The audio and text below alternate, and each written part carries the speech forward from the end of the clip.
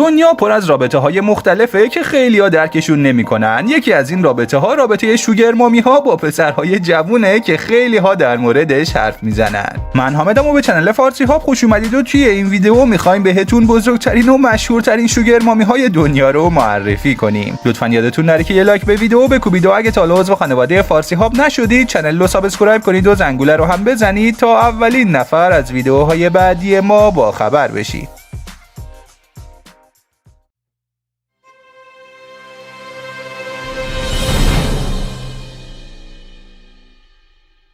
خب میریم سراغ مورد اول، رابین رایت. رابین رایت در اواخر دهه 80 میلادی با فیلم د پرنسس براید به شهرت رسید و از اون به بعد همیشه در اوج بوده. او به مدت 4 دهه موفق شده در فیلم‌های زیادی ایفای نقش کنه و همیشه هم موفق بوده و نقش او هم در فیلم فارست گامپ احتمالاً معروف‌ترینشون باشه. ارزش دارایی‌های او چیزی حدود 65 میلیون دلار و این یعنی رابین حسابی پول داره. همسر سابق رابین شان پن بود که ازش 2 تا بچه هم داره و در سال 2010 از هم طلاق گرفتن. رابین در سال 2012 با بازیگری به نام بن فاستر قرار میذاشت که 14 سال ازش کوچیک‌تر بود. اونا با همدیگه نامزد کردن و بعد هم در سال 2015 به صورت رسمی از همدیگه جدا شدن. چند سال بعد او اما با مردی به نام کلمنت جیرودت آشنا شد که 20 سال ازش کوچیک‌تر بود. کلمنت یک مدیر روابط عمومی VIP هست و خودش هم کم پول نداره، ولی در مقایسه با رابین رایت اصلاً به حساب نمیاد. کلمنت برای برندهای معروفی مثل بالمین و دیور فعالیت کرده و این یعنی کارش درسته. مشخص نیست که اونا دقیقاً چه زمانی شروع به قرار گذاشتن کردن، ولی بعضیا میگن که اونا در سال 2017 در یک برنامه در پاریس کارشون رو شروع کردن.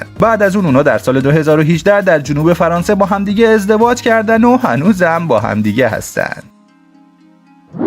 جوئن کالینز. جوئن کالینز متولد لندن هست و از معدود بازیگراییه که میشه گفت به دنیا اومده تا بازی کنه. جوئن یکی از پرطرفدارترین بازیگران خانم در دهه 50 میلادی بود و کارگردانا براش سر و دست میشکستن. اون نقش الکسیس کولبوی رو در سریال دایناستی قبول کرد و با این کار همین سریال رو نجات داد و هم خودش به شهرت جهانی رسید و در سال 83 هم برنده گلدن گلوب شد. میزان سرمایه او چیزی حدود 30 میلیون دلار تخمین زده میشه که 100 البته حقشه. ولی از اون طرف زندگی شخصی این بازیگر بریتانیایی فراز و نشیب‌های زیادی داشته و او تا حالا 5 بار ازدواج کرده. ازدواج اول او با یه بازیگر ایرلندی به نام مکسول رید در سال 1952 بود. در سال 63 او با آهنگسازی به نام آنتونی نیولی ازدواج کرد و صاحب 2 فرزند شد. ازدواج سوم جوئن با ران کس بود و او صاحب فرزند سومش شد. در سال 1983 جوئن با خواننده‌ای به نام پیتر هولم ازدواج کرد و بعدم ماجرای طلاق جنجالی اونا تمام رسانه‌ها رو پر کرده بود. 15 سال از این قضیه گذشت و جوئن با همسر پنجم و آخرش آشنا شد. او در سال 2002 با مردی به نام پرسی گیبسون ازدواج کرد. گفته میشه که پرسی یه تهیه کننده است، ولی اگه به وبسایت IMDb سری بزنیم او فقط در تهیه 2 تا پروژه نقش داشته و این موضوع احتمال شوگر مامی بودن جوئن رو تقویت میکنه. پرسی گیبسون 31 سال از همسرش یعنی جوئن کالینز کوچیک‌تره و در واقع وقتی اونا در سال 2002 با هم دیگه ازدواج کردن یکیشون 37 سالش بود و اون یکی 68 سال. ولی خب در کل مهم خوشبختی آدماست و وقتی با هم دیگه خوشحالن ما رو سننه. مادونا کلاً به قرار گذاشتن با پسرای جوان‌تر از خودش علاقه زیادی داره و به دفعات متعدد به رسانه‌ها اعلام کرده که رابطه داشتن با مردای جوان رو ترجیح میده چون خودش هم روحیه جوونی داره. وقتی هم که مادونا با گای ریچی ازدواج کرد همه فهمیدن که مادونا شوخی نداره و واقعاً نظرش اینه. گای ریچی 10 سال از مادونا کوچیک‌تر بود و بعد از اینکه این 2 نفر از همدیگه طلاق گرفتن مادونا رفت سراغ پسرای جوان‌تر. او بعد از طلاق با مدل‌هایی به نام هسوس لوس و براهیم زایبت که هر دوتاشون 29 سال ازش کوچیک‌تر بودن قرار میذاشته. همونطور هم که انتظار میره نه خودش از این قضیه ناراضی بوده و نه اون پسرا. او در زمینه کاری خودش بسیار موفق بوده و تقریباً 4 دهه فعالیت موفق داشته و چیزی حدود دور و بر 550 میلیون دلار سرمایه داره. دوست پسر حال حاضر مادونا یک رقاص حرفه‌ای به نام آلامیک ویلیامزه که حدود 36 سال از مادونا کوچیک‌تره. او در بعضی از جشن‌ها از جمله جشن تولد 62 سالگی مادونا در جامائیکا همراه مادونا دیده شده. پدر آقای ویلیامز در دفاع از پسر خودش گفته که عشق سن و سال نمیشناسه. نکته جالب راجع به مادونا و دوست پسر جدیدش اینه که بزرگترین دختر مادونا فقط 2 سال از دوست پسر مادرش کوچیک‌تره. ویلیامز به خاطر مهارت بالا و رقص حرفه‌ای شناخته میشه و بار اولی که مادونا رو از نزدیک دید سال 2015 بود که در طول ربل هارت مادونا به عنوان رقاص فعالیت می‌کرده و احتمالاً بعد از اون مخش رو زده. پترا اکلستون توی خانوادگی پولدار چشم جهان گشوده و کلاً هیچ وقت مشکل مالی نداشته. پدر او یعنی برنی اکلستون یه تاجر موفقه که پولش از پارو بالا میره و مادرش هم مدل بوده. ارزش دارایی‌های پترا 400 میلیون دلار تخمین زده میشه که واقعاً باور نکردنیه. البته فکر نکنین چون خیلی پول داره دیگه کار نمیکنه و تمام مدت یه گوشه دراز میکشه و استراحت میکنه. پترا از سن کم فعالیت خودش رو شروع کرد و در سن 19 سالگی یک شرکت فشن رو راه اندازی کرد. البته 14 ماه بعد دیگه خبری از اون شرکت نبود و او با همسر سابقش جیمز استان یک شرکت دیگر رو استارت زد. اونا در سال 2011 با همدیگه ازدواج کردن و 3 تا بچه هم داشتن، ولی در سال 2017 از همدیگه جدا شدن. بعد از طلاق پترا اعلام کرد که همسرش یک دروغگوی تمام عیار بوده و اصلاً یک میلیونر نبوده. به گفته پترا او خودش پول همه چیز رو حساب می‌کرد و جیمز عملاً شوگر مامی پیدا کرده بوده. پترا در حال حاضر با سم پالمر قرار میذاره. سم تکنسین برق هست و شوهر خواهر پترا اونو بهش معرفی کرده، ولی خب اونم بعد از شروع رابطه با پترا کار قبلیش رو ول کرده و با کمک پترا یک کمپانی راه انداخته. سم توی کمپانی خودش پرسنل آدمای پولدار رو مدیریت میکنه. او وقتی فهمید که افراد پولدار توی قصرها و کاخهای خودشون نمیدونن چند تا پرسنل دارن و مدیریت اونها براشون سخته، تصمیم گرفت یه شرکت بزنه و مدیریت اونها رو برای آدمای پولدار انجام بده.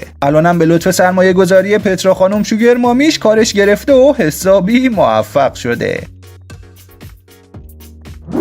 ویوین وست‌وود. خانم ویوین وست‌وود یکی از افراد موفق صنعت مد و فشن به حساب میاد. او کمپانی و برندهای خودش رو به تمام دنیا معرفی کرده و تبدیل به یکی از سوددهترین و معروفترین برندهای جهان شده. داستان از اونجایی شروع شد که ویوین به لندن رفت و با مردی به نام مالکوم مکلارن ملاقات کرد. او شروع به طراحی لباس برای بوتیک مکلارن کرد. نام این بوتیک سکس بود و از اونجایی که در صنعت موسیقی رابطه‌هایی داشت، لباس‌هاش ظاهر پانک راک در دهه 70 رو تغییر دادن. از اون به بعد ویوین شروع کرد به گسترش دادن کار و برند خودش و در دهه 80 و 90 کار خودش رو از لندن فراتر برد. همین موضوع باعث شد که افراد بیشتری با برند وست‌وود آشنا بشن و کارش رونق بگیره. تخمین زده میشه که دارایی‌های ویوین وست‌وود چیزی بین 50 تا 200 میلیون دلار باشه. خانم وست‌وود کلاس‌هایی راجع به مد و فشن تدریس می‌کرد و توی یکی از همین کلاس‌ها با آخرین دوست پسرش آشنا شد. نام او آندریاس کرانتالر و 25 سال از ویوین کوچیک‌تره. اونا خیلی زود تصمیم گرفتن در یک خونه و کنار همدیگه زندگی کنن و اینجوری شد که آندریاس هم اومد لندن. البته نباید از این موضوع بگذریم که رابطه رمانتیک آندریاس و ویوین باعث شده که آندریاس وارد بیزینس وست‌وود بشه و از سال 91 میلادی که اولین طراحی خودش رو برای وست‌وود انجام داده داره برای این کمپانی فعالیت میکنه.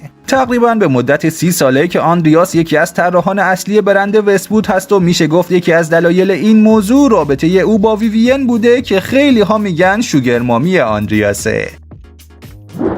بریتنی اسپیرز. بریتنی یک خواننده معروف هست و ازدواج او با کوین فدرلاین براش گرون تموم شد. کوین یک رپره که اون موقع یکی از رقاصهای برنامه بریتنی بود و هنگام طلاق از بریتنی پول زیادی به جیب زد. البته از اونجایی که بریتنی تا حالا بیش از 100 میلیون عدد آلبوم فروخته، این پولا واسش اهمیتی نداره و اصلاً خودشو ناراحت نمیکنه. همه میدونن که این خواننده 39 ساله یکی از موفق ترین خواننده‌های پاپ دنیاست و خیلی پول داره. میزان دارایی‌های او در سال 2019 حدود 60 میلیون دلار تخمین زده شده که رقم بسیار بالاییه. آخرین رابطه بریتنی با پسری ایرانی آمریکاییه که احتمالاً خبرش رو شنیدین. اسم این پسر سام اصغریه. سام مربی فیتنس و مدل و از سال 2016 با بریتنی رابطه داره. اونا همدیگه رو در پروسه ساخت موزیک ویدئوی اسلامبر پارتی دیدن و سام ناقلا شماره خودش رو به بریتنی میده و او بعد از 5 ماه بهش زنگ میزنه و قضیه شروع میشه. اونا 13 سال با همدیگه تفاوت سنی دارن و همین موضوع باعث شده که خیلی از مردم پشت سرشون حرف بزنن. در سال 2013 سام اصغری فقط 19 سالش بود و در لس آنجلس با 2 تا از دوستاش یه خونه گرفته بودن و زندگی میکردن. سام اون زمان در باشگاه کار میکرد و فروشنده بست بای بود، اما الان در سال سال 2021 با جت شخصی بریتنی هر جا بخواد میره و داره عشق و حال میکنه.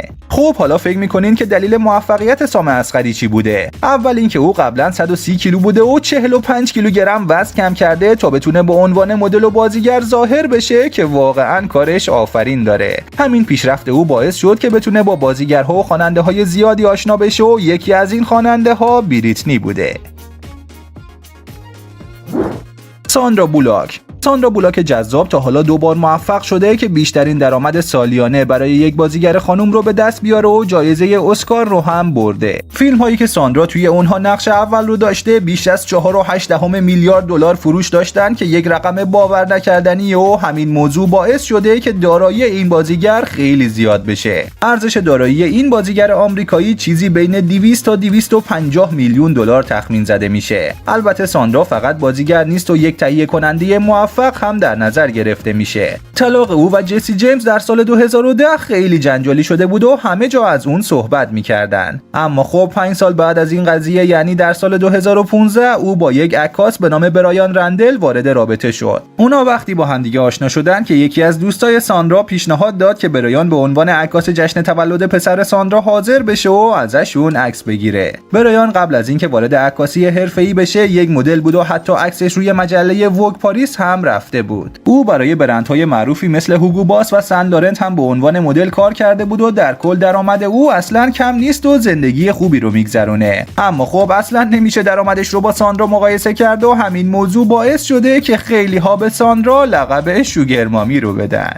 خب نظر شما راجع به این موارد چیه و به نظرتون کدوم یکی از این رابطه ها رابطه عشق واقعی بودن و کدومشون برای به دست آوردن شوگر مامی؟ لطفاً جوابتون و یا هر نظر دیگه ای رو که دارید برامون توی قسمت کامنت بنویسید. لطفاً کوبیدن لایک به ویدیو و سابسکرایب چنل رو هم یادتون نره. ممنونم از وقتتون. روز و روزگارتون خوش.